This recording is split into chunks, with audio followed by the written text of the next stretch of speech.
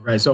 Welcome. Good morning, good afternoon, good evening, depending where you are. This is Cesar Trabanco from the Global Chamber. And this is our monthly League of Opportunities, part one, because we got part two happening tomorrow in about 15 hours. The main reason of the League of Opportunities is to spotlight 4 to 5 members, different regions, different industries, um, that can tell us a little bit more about first about themselves, just a little bit about the industry they're in, what updates, what we can expect in the coming month or this year 2025 in their industry, and of course about their business and what type of connections we as a community can make for them. I would like to start today with Eileen Quintana. Eileen is the CEO and founder of Tutti Comics, which is a group of different companies in Chile. And she's also our executive director in Santiago. I've been having the pleasure of working with Eileen in the last 2 weeks, building up the chapter there. And so I invited her to be in front of the group today. Eileen, thank you very much. The floor is yours. Hi everyone. Good afternoon, good evening actually here in Chile. Well, like Cesar said, I am Aileen Quintana. I am the executive director of Global Chamber Chile. I have a lot of years of experience in international business development. I have had the privilege of helping companies expand into new markets by providing strategic guidance, commercial representations, and marketing expertise. So I have worked really close with international brands, government entities, and trade organizations, facilitating cross-border businesses growth and fostering international partnerships. So I am really passionate about connecting business with global opportunities, facilitating their market entry, and ensuring their long-term success. Today, I'm really excited to introduce you Tutti Market, which is a division of Tutti Group, which is the holding or the conglomerate of companies that I have and we work with. And it's dedicated to helping companies establish a strong presence in new markets. Actually, well, in Chile mostly. So, well, first of all, I wanted to tell you a little about why Chile. Why Chile is a good opportunity for you or for any company, actually. Chile is a widely recognized as one of the most economically stable and business-friendly countries in Latin America. It has a GDP of approximately 350 million and a per capita income of 8,000 gross. It stands as one of the region's most developed economy. So this country has consistently ranked high in the economy freedom and ease of doing business, making it really attractive for foreign investors to place their business here. So, well, the key economic advantage that Chile has, for example, are the extensive trade agreements. We have a really stable I'm sorry, regulatory environment. We have a strategic location and infrastructure, and we really are working, the government and a lot of companies are really putting and investing in innovation and technology growth.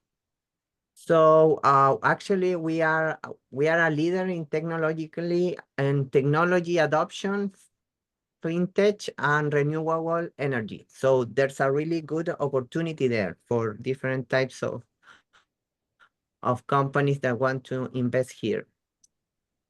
So, well, said that, the emerging markets and trends that we have at the moment in Chile is renewable energy. Like I said, well, Chile is one of the number one producers of solar energy per capita in Latin America.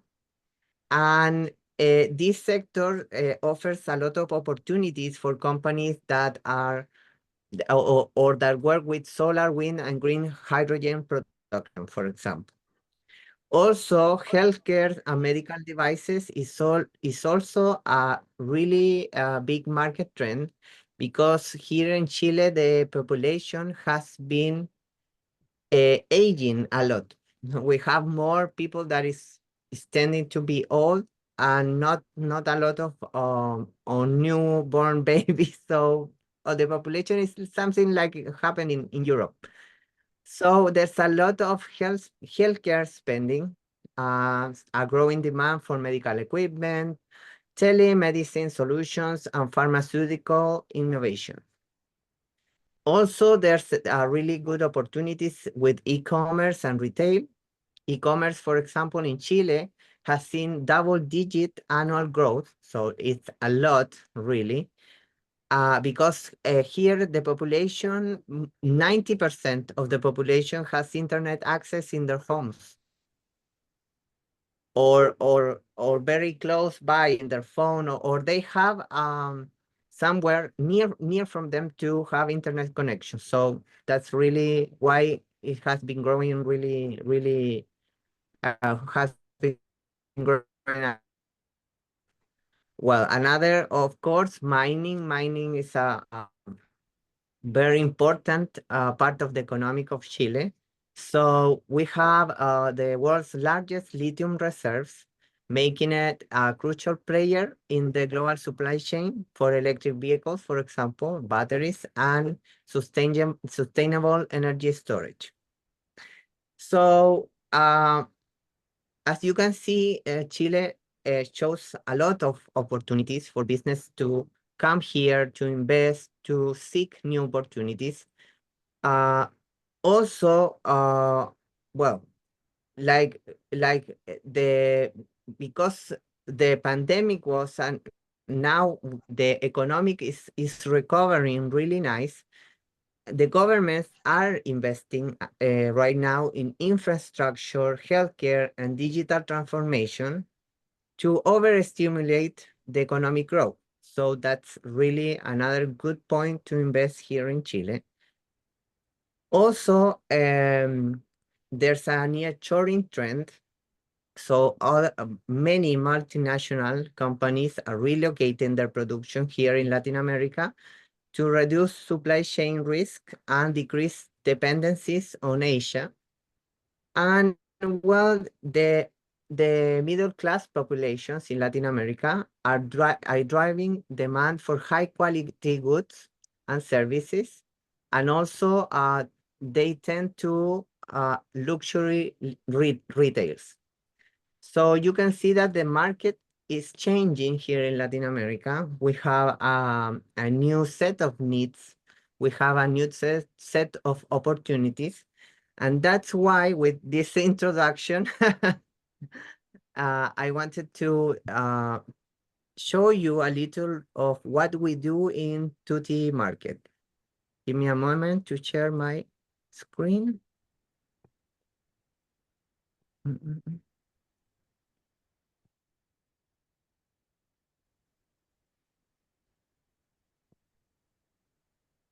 There. Is it good? I can see if I'm sharing okay. Yes, yes, Yes? all good. Thank you.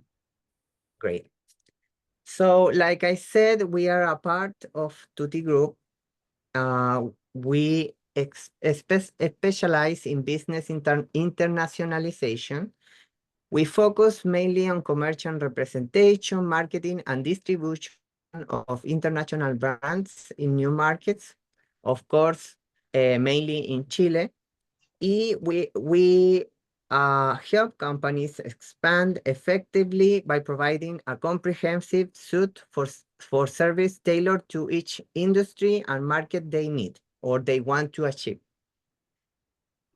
Well, this is like a resume of what I told you, but like I said, the digital transformation, the sustainable products, um, sustainable energies.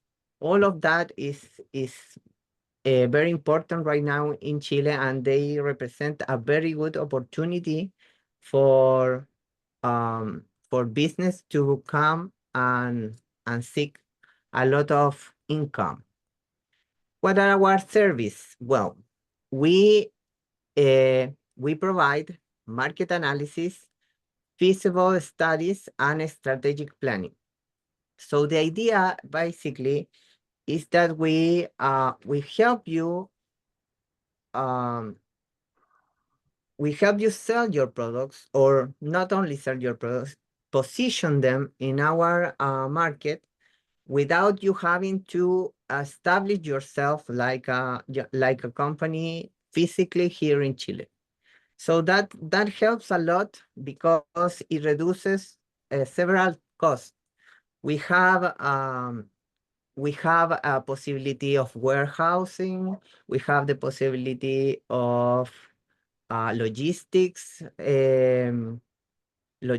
service. So we tailor the service depending of the objective of the position, or what they want, the company what wants to do here in Chile.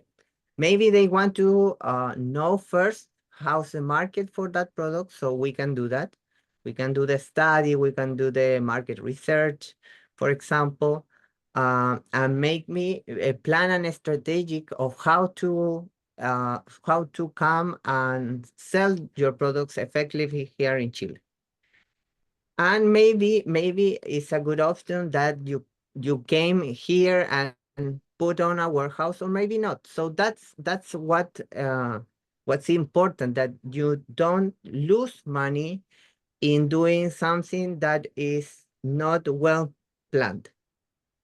Eileen, just for time checking, if we can wrap up in a minute or two. I Oh, got one of the okay. speakers that's not able to join us, so everyone will have a little bit of more time, but Okay. still, we can just wrap up in two. That would be great. Mhm. No problem, no problem. So, to wrap up, we serve as a bridge between international brands and new markets. We navigate regulatory landscapes, optimize distribution channels, and create market-specific strategies that maximize brand success. Our deep industry knowledge and global networks allow us to facilitate a smooth and efficient market entry for all of our clients. Well, here are some of the brands that we work now. We have paint, we have furniture, medical equipment. And well, we want to connect with business that seek to expand in new markets, of course, here in Chile, mostly. And there, very briefly to not make it very long, here are my contacts, and Perfect. thank you. And I appreciate the whole summer with Chile, and that's why that, and because some of one of the members not able to join, that's why I allow you to be a little bit longer. But I also wanted for members to ask questions. So any questions for Eileen?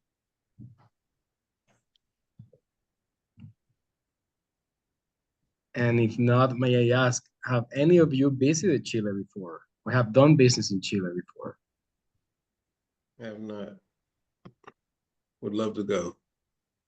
I know Chile is very strong. You have a very strong healthcare sector, right? Medical devices are, it's very strong.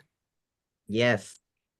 Yes, we have, and it's developing a lot. There's a lot of new hospitals, for example, being built.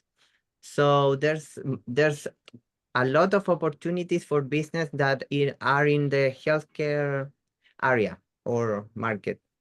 And if you're working on the medical device, I don't know, we just had last week we had what's called the Medical Device and Manufacturing Trade Show in Long Beach. And I know they do another one on the West Coast. And there were a handful of countries that were there promoting promoting their capabilities. That might be something of interest for Chile into the future. Oh, I will seek that. I didn't know about that. It's called mdmwest.com. Yeah, Mm. that's good. That's interesting. And Eileen, is Clínica Alemana still one of the top hospitals there? It depends. Actually, there's a lot. We have a public sector that has been developing a lot of good hospitals here. And well, the other is the private one that, for example, is the one that you mentioned. But there's a lot of competition. They are expanding, they are opening new hospitals in different parts of Santiago and in other regions. So uh, it's really competitive, and they are lowering the prices, and it's also not only for the medical equipment, but for services. For example, insurance. Um, how do you say that? Las ISAPRES. ISAPRE, ¿cómo se dice? Ahí está. I don't know what that's. ISAPRE en inglés. I'm That's sorry, I probably forgot that word. that's probably a That's local word. Can you type I it? I can look at that and check with you later. it's the one that pays a part of your fee. You pay a monthly fee. It's like an insurance. It's something Okay. like an insurance, but for medical purpose only. Okay. I see. Premium. Good. So it could be a premium, but let's check. I'm gonna check that word later on. Thank you. Thank you very much, Eileen. And let's move to Elizabeth. Since Elizabeth, you were already talking. Elizabeth Glenn is based in LA, in the LA area, Mhm. and she's helping companies manufacturing to export. So Elizabeth, the floor is yours, and welcome. Thank you for joining us. Thank you, Cesar, and hello, everyone around the world. I am, as Cesar mentioned, I'm Elizabeth Glynn. My company is EMG Global Business Solutions, and I'm based in Los Angeles, California. I also serve on the advisory committee for the Global Chamber here in Los Angeles, so it's been pretty exciting. I basically work with business owners and manufacturing executives to access and maximize export opportunities. That's where my focus is. I've used my knowledge in global logistics and international management to help these business owners access business growth by exporting. And I've been doing this for some 30 plus years. Focus has been export operations, global transport and logistics, trade, marketing, and finance. Initially, I do come from a transportation background, air freight, and then, sales. So I've been exposed to the import, export, foreign trade zones, marine cargo insurance, all that served as the basis. And interestingly, I was recruited by one of my clients to help them run their international department. And it was a 2-owner business, about 18 people, maybe a little bit less. But the reason I share that is because in 2 years, we nearly tripled their business. So I am a very firm believer that small companies, when we understand how this global game is played, it can be a significant competitive advantage. The company actually used to get access to potential business because they knew we could deliver. So that is something that I have always leveraged. And when you can deliver on a regular basis, and you're consistent and you make it easy for them to do business with you, you can expand your business significantly. So, and over the years, I've worked with a variety of manufacturers, including a $4 billion business unit of a defense contract. So I've worked with small companies, but I've also worked with the very large corporation.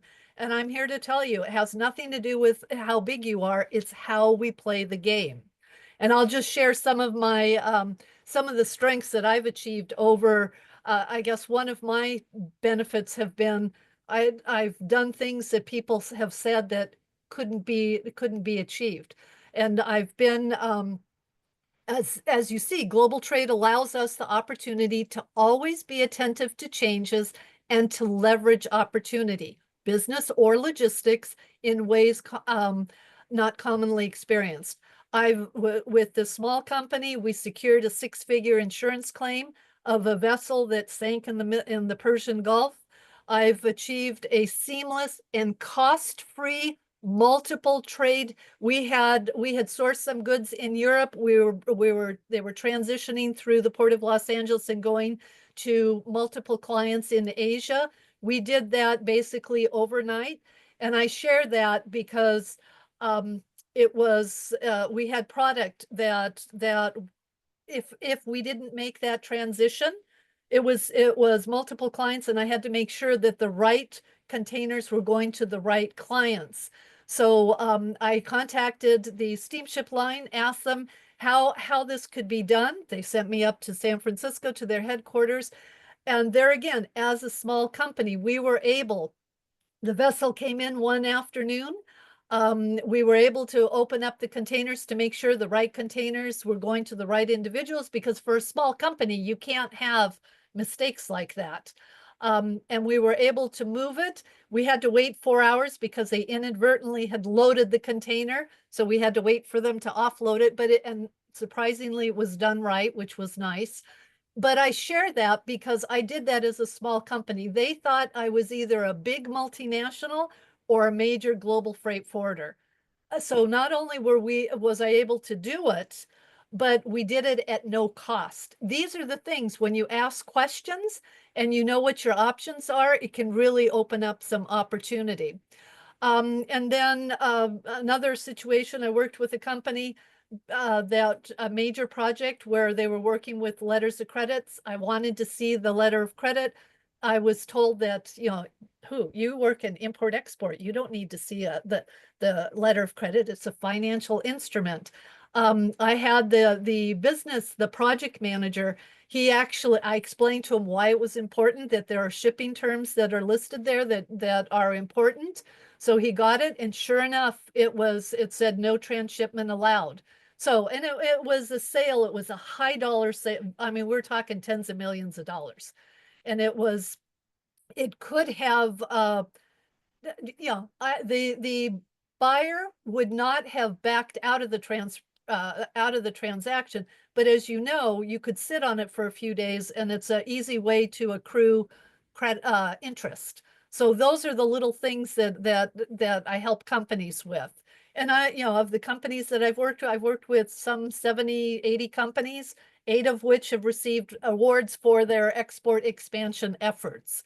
So that's exciting. And just to give you a little insight into Southern California, our major industries are automotive, aerospace, medical device, electronics, energy, and then of course there's always cosmetics, supplements, food and beverage, entertainment, a lot that is there.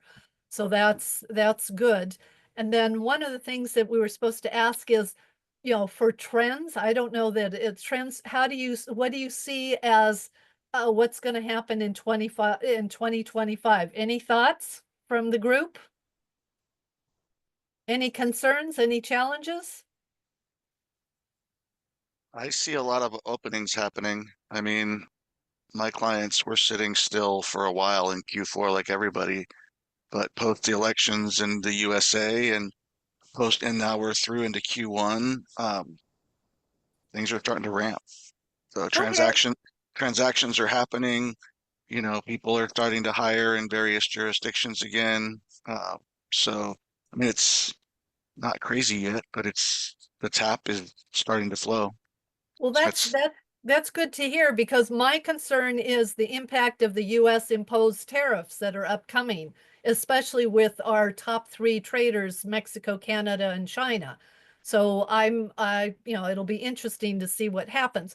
But that said, there's always opportunity, and it's the need for vigilance, ability, and flexibility to adapt to the changing environment.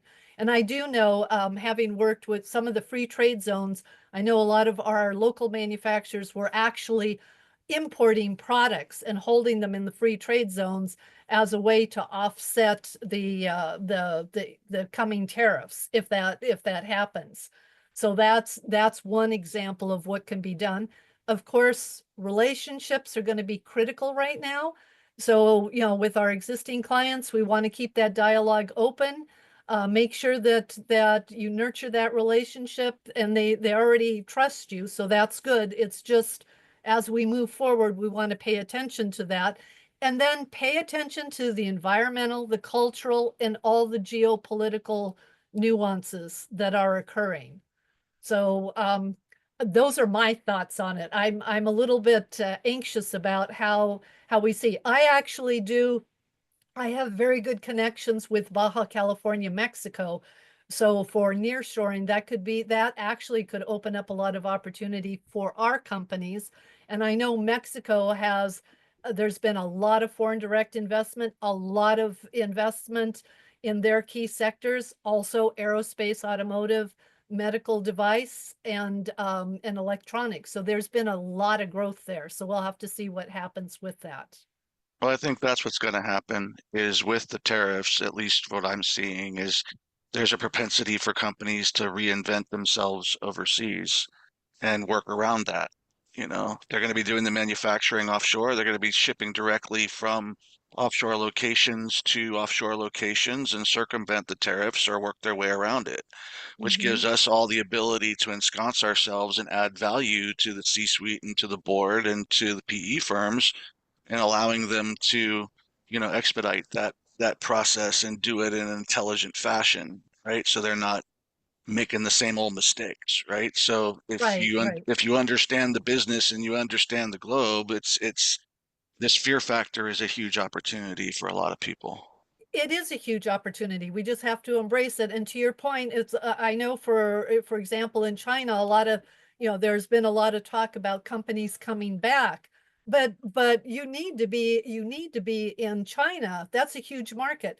What we don't realize here in the US is that 95% of the world's market is outside the US. So how do we leverage into that? And I've been actually working with we're working with a couple of players in Africa that are interested in importing their goods here into the US.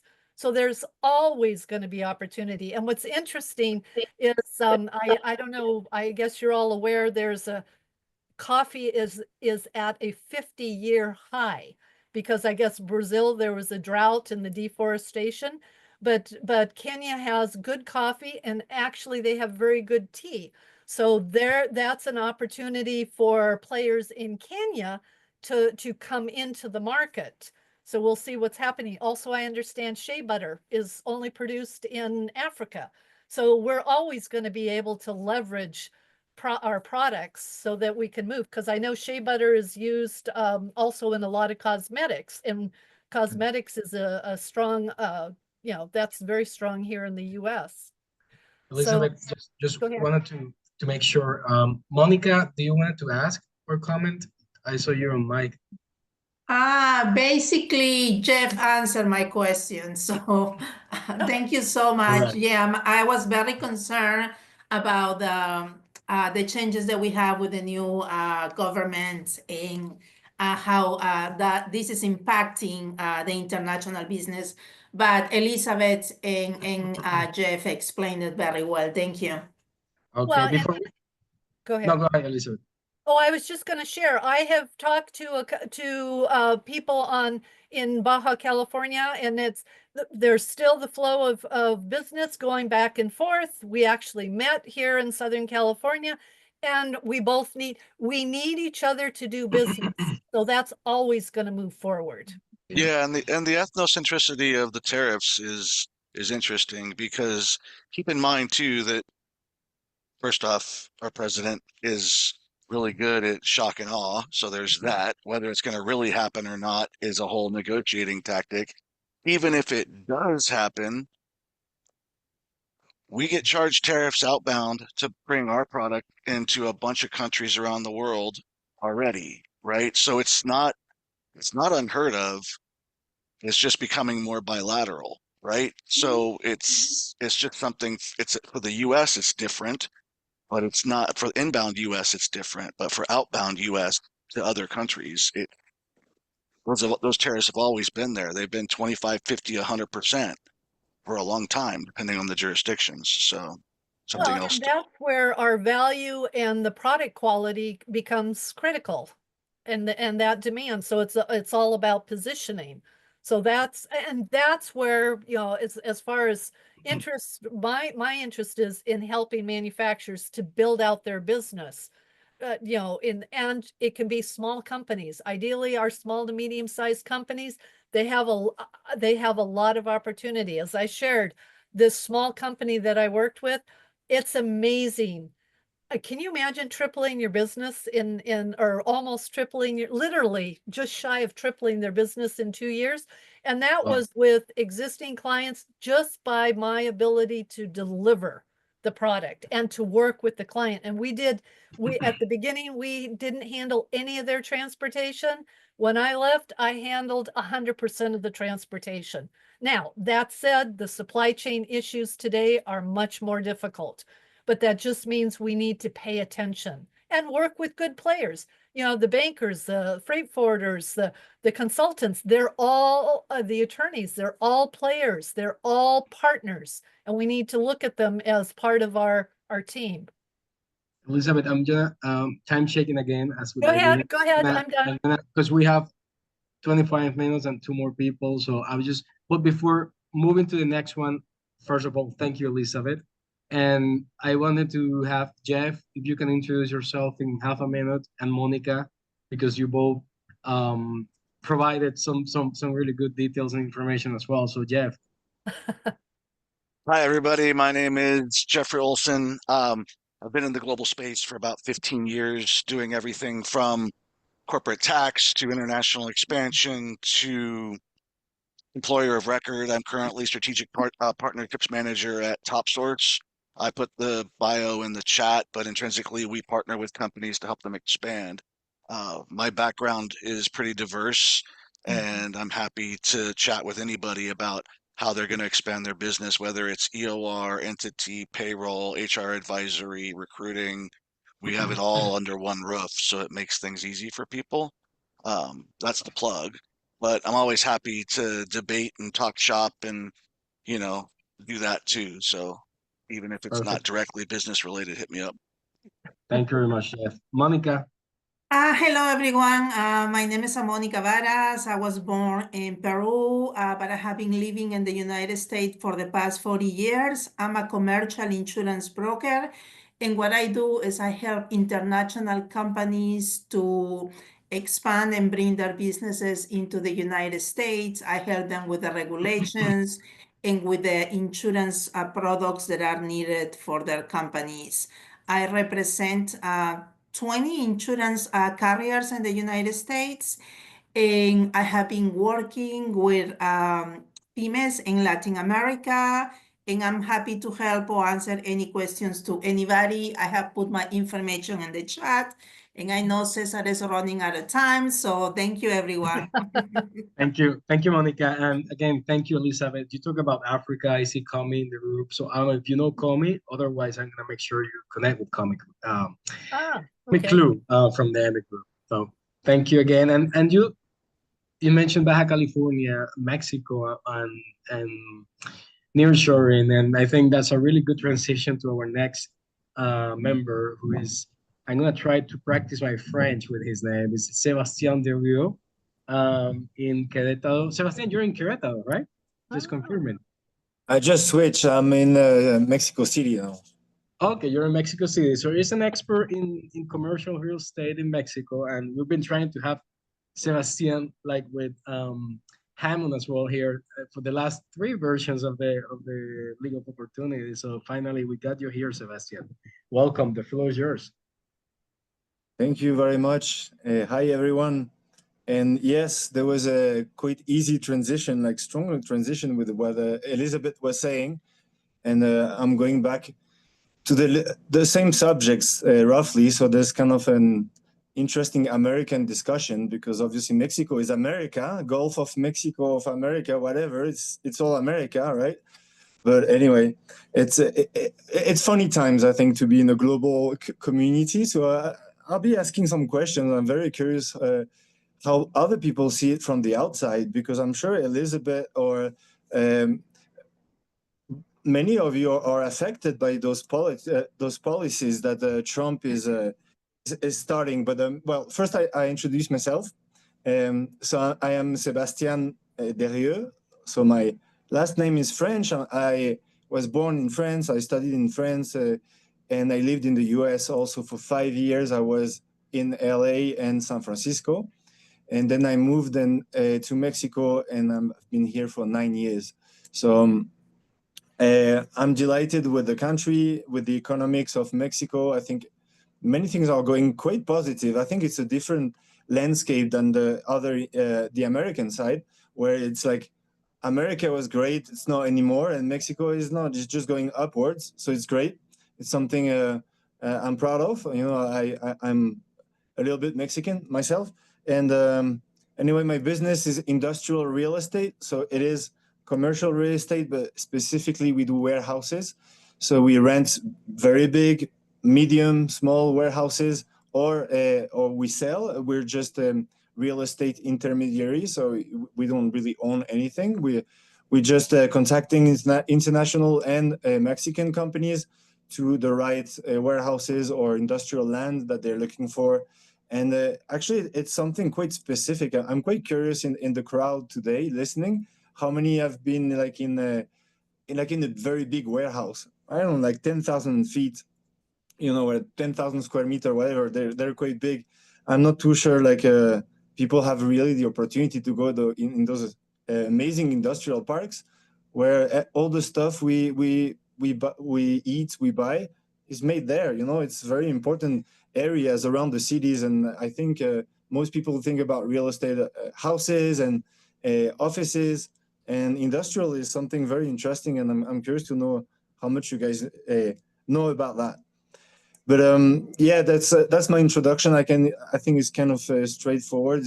It's very simple. A warehouse is an empty shell, and from there, manufacturing operations come.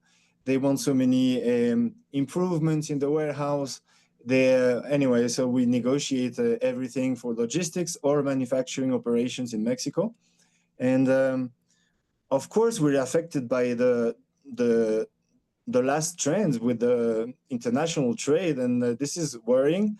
I have personally seen some deals being canceled or postponed, as some say, or maybe it is just postponed, but there's quite a lot of uncertainty. Mexico, it's I think a country that is still dependent on its exports on the US, but at the same time, it's a very strong economy, is becoming like a very big, a powerful country, number 12 in the ranking of GDP, and actually it has a little higher GDP per capita than Brazil, the first economy of Latin America.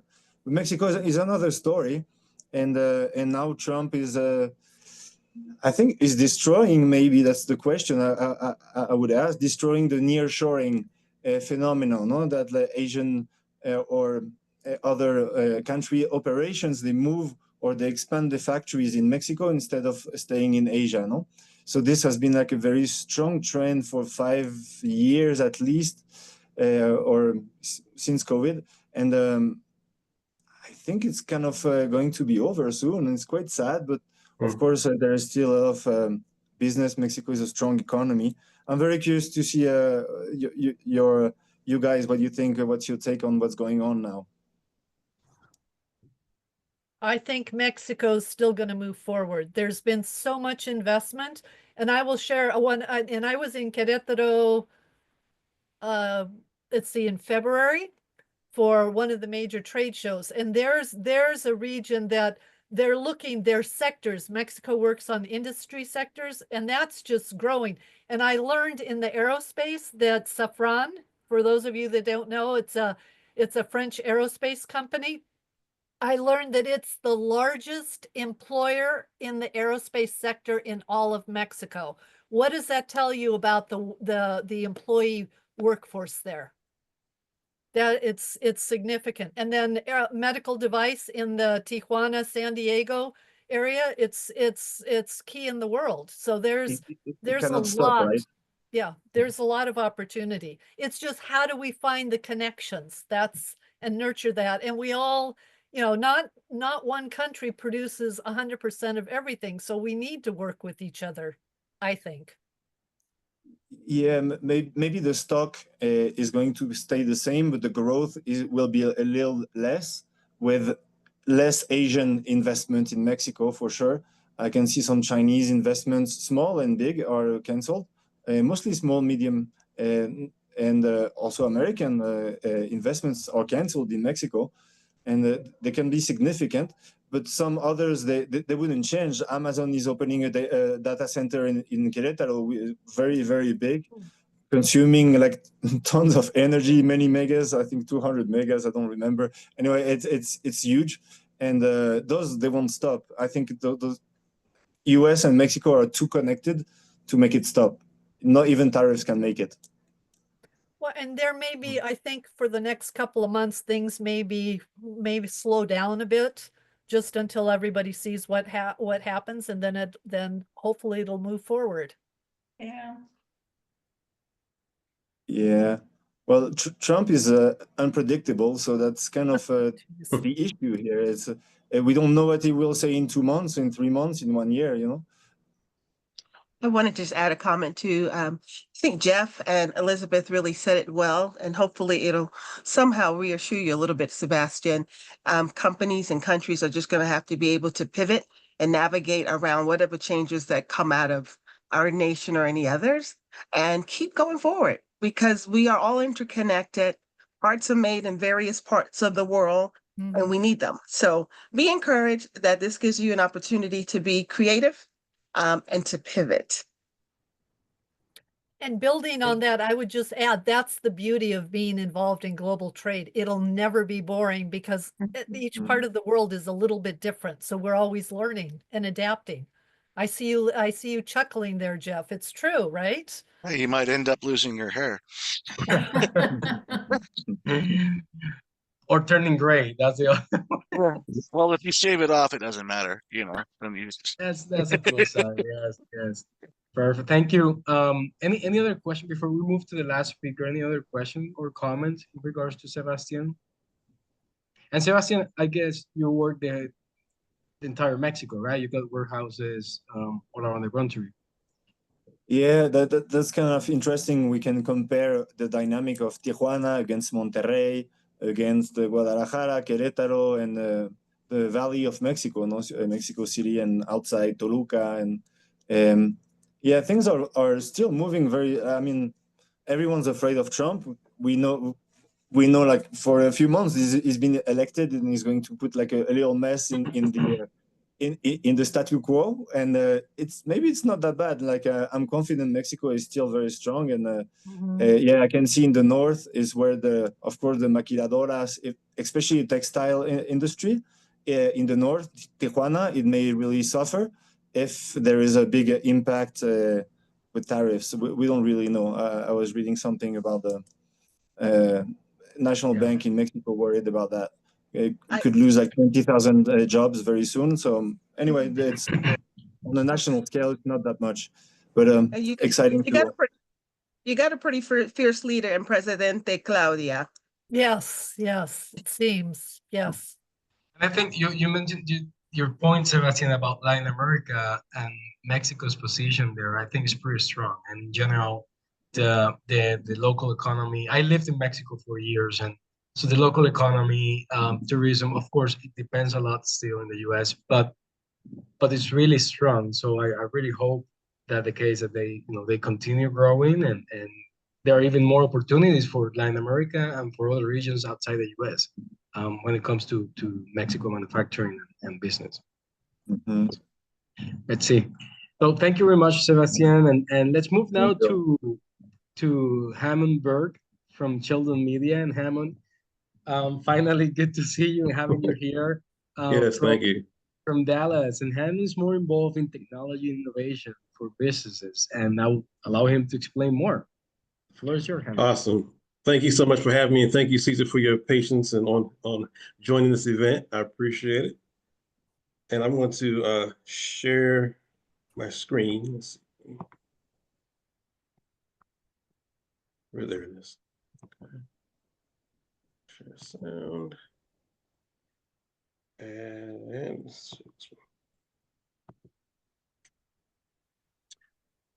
all right. Oops. We can see him now. Okay, great. So who am I? I am Hammond Burke, CEO of Sheldon Media, and the creator of the Shellcaster streaming platform.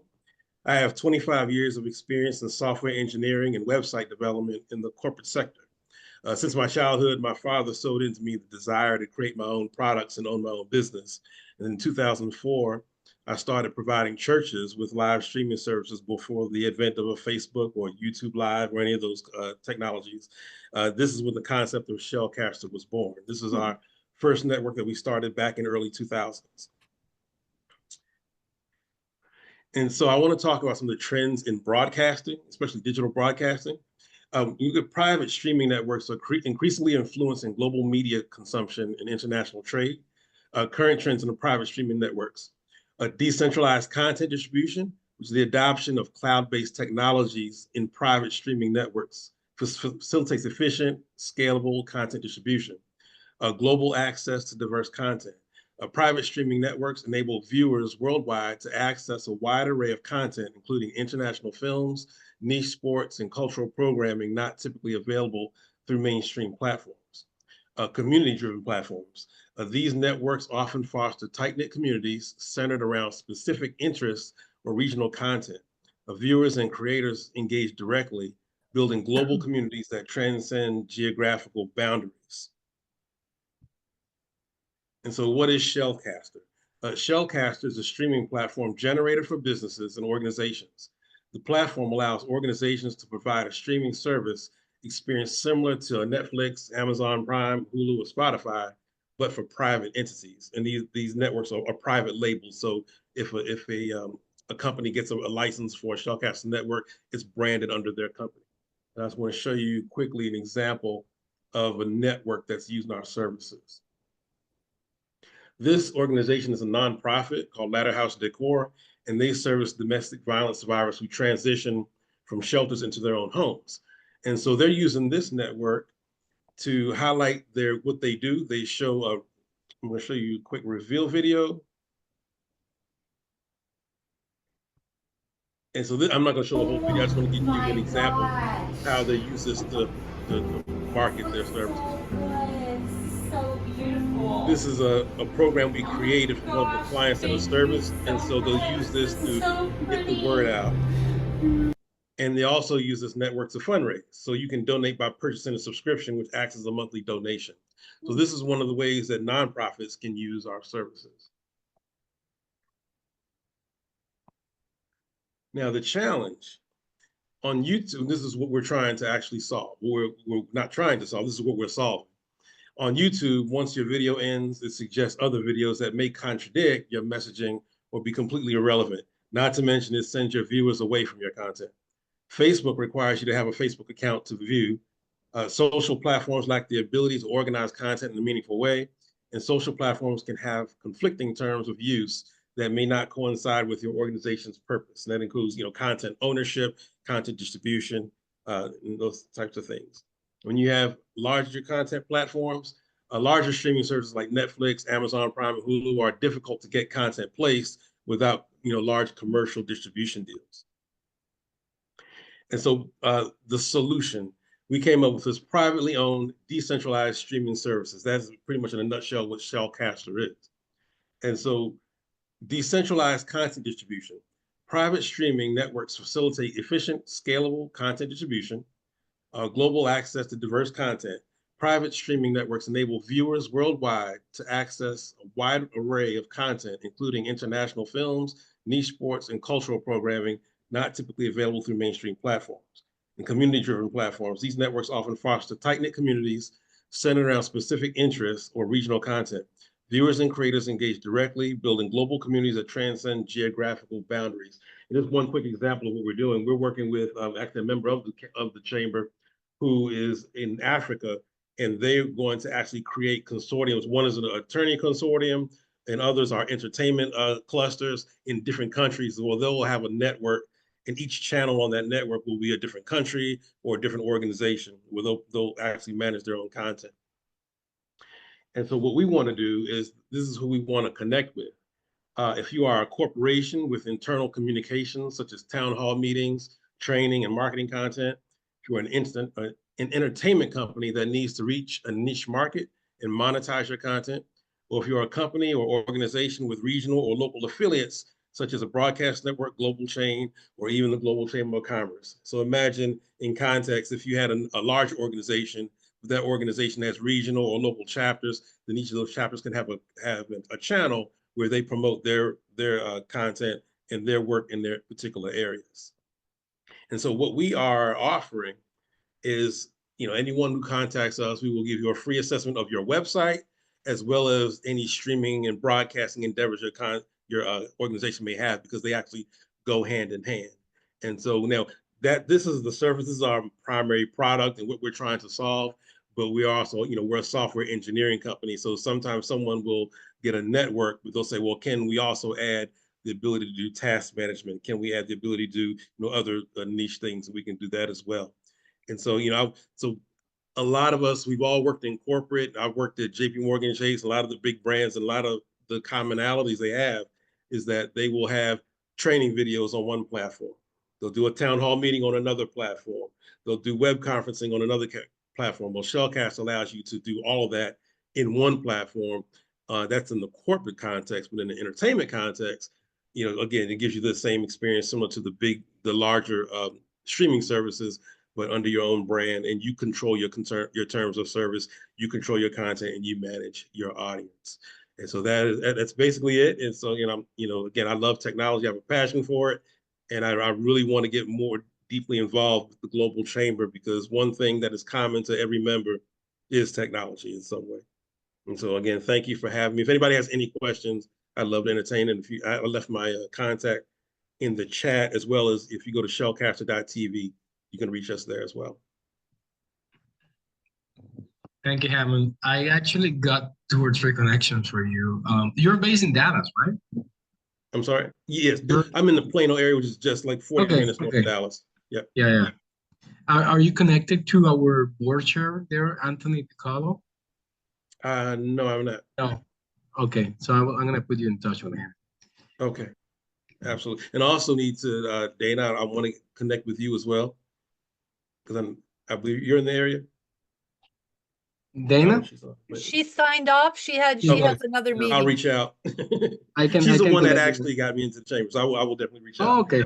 Okay, so I can make sure you connect. And is this something, have you worked with training platforms? Because I was seeing your presentation, I was thinking on training platforms for this type of service. Is that something you have done before? Absolutely. Well, we are incorporating, I'll stop the share. We're incorporating LMS functionality into Shellcaster. And so you'll be able to set up courses, and in those courses, you'll be able to set up quizzes and sequence of videos and all the bells and whistles of an LMS. That's what we consider as an add-on module, but it'll have that capability. Awesome.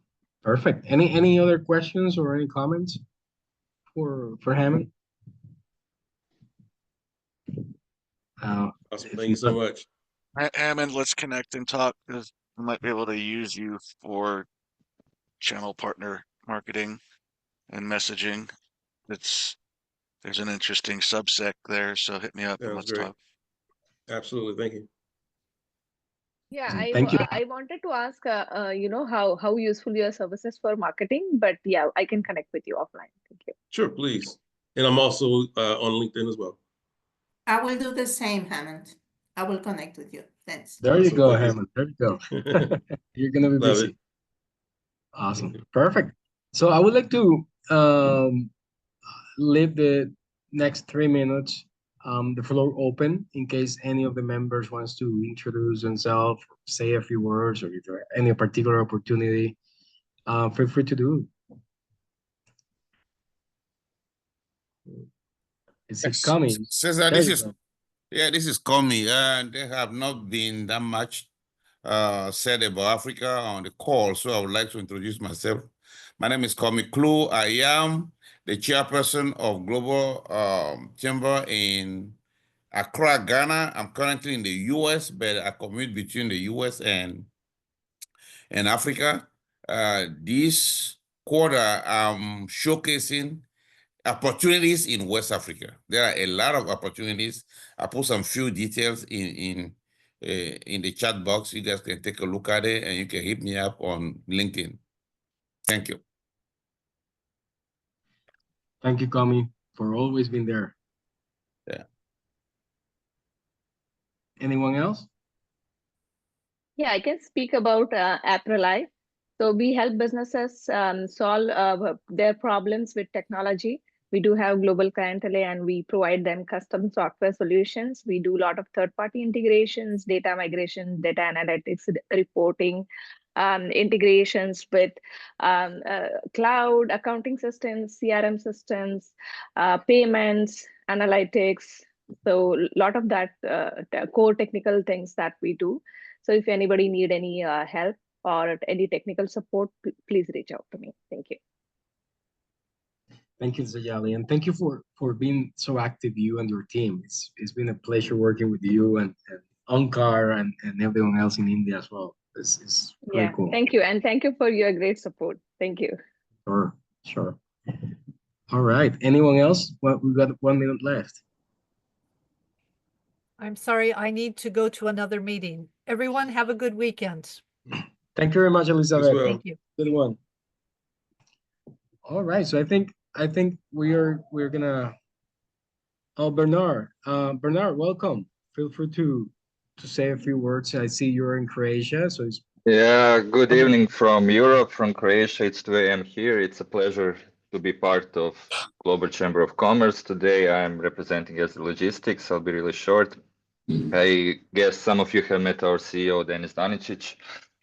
So he's on the other meeting right now, so I'll give a short intro to what we do. We are US-European entity. We work in both of those continents, and we are specialized in general software development, primarily virtual reality technologies.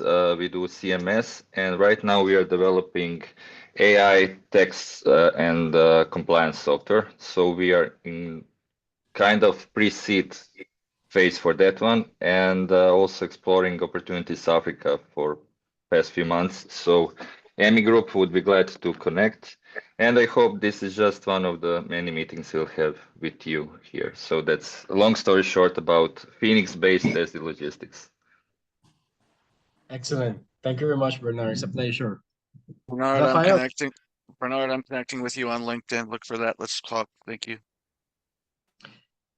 Thank you, Jeff. And we need to wrap up. Rafael, I see your hand. Feel free to introduce yourself for a second, and then we wrap up. Thank you very much. My name is Rafael Mitrani. I live in Mexico City. We have a soft landing company, and we help people from USA, Canada, Europe, China, Asia, wherever, to be able to come to Mexico and start selling and invoicing and collecting money in 15 days with no lawyer, no CPA, no notary, no money, just to start. So we can help you do that in about 15 to 20 days. Thank you very much for the invitation. Thank you, Rafael. And thank you, everyone, for being here today. Doug is, as Bernard mentioned, Doug is busy in an in-person event in Phoenix. He got a heck of a week there in Phoenix, so I took over. But tomorrow he's going to be moderating the League of Opportunities Part 2. And that's 11 a.m. Eastern Time, 8 a.m. Pacific Time. And it's pretty much the same format with another set of members. So thank you very much, everyone. Have a good one. Thank you. Thank you. Thank you.